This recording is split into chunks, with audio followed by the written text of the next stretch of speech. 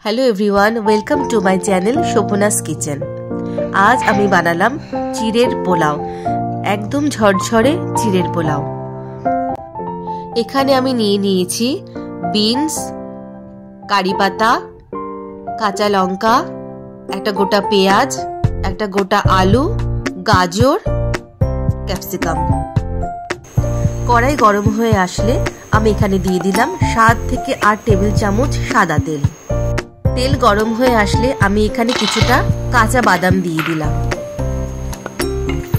বাদামটা কিছুক্ষণ ভাজা করে নিয়ে তুলে রাখবো। এখানে আমি নিয়ে নিয়েছি প্রায় 300 গ্রাম মতো মোটা চিড়ে, পাতলা চিড়ে নয়, যেগুলো মোটা ধরনের হয় সেই চিড়ে। চিড়েগুলো আমি জল দিয়ে 7 থেকে 8 বার ধুয়ে জল ঝরিয়ে নেব।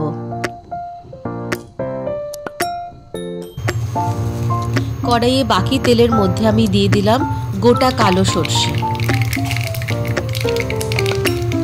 একটু নাড়াচাড়া করে আমি এক এক করে সবজিগুলো দিয়ে দেব। এখানে আমি প্রথমে দিলাম কারি পাতা,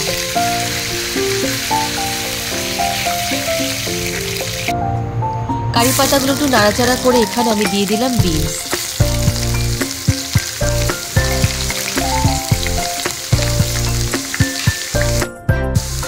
এবার দিয়ে দিলাম ক্যাপসিকাম, তারপর দিয়ে দিলাম গাজর, আলু,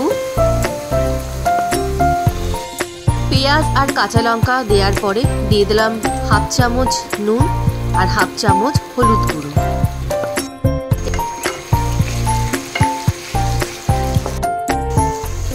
এবার সব সবজিগুলো নাড়াচাড়া করার পর দিয়ে দিলাম হাফ চামচ মতো চিনি। চিনি আপনারা স্বাদ অনুসারে দেবেন। সবজিগুলো নরম হয়ে আসলে দিয়ে দিলাম জিরে।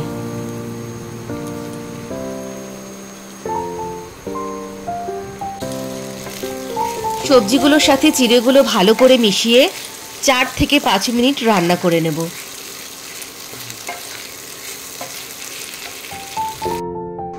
এবার আমি আগে থেকে যে ভেজে রেখেছিলাম বাদামগুলো আমি চিড়ের সাথে মিশিয়ে নেব।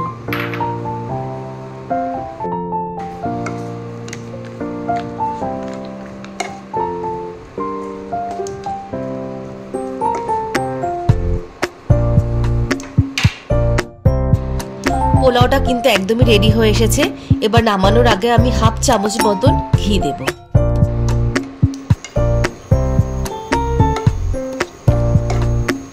ঘি দিয়ে আমি একটু নাড়াচাড়া করে নিলাম।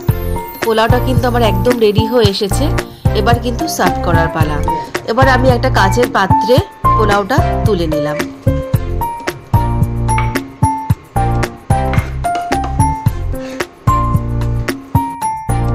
দেখতেই পাচ্ছেন একদম গরম গরম ঝরঝরে চিড়ের পোলাও রেডি হয়ে গেছে।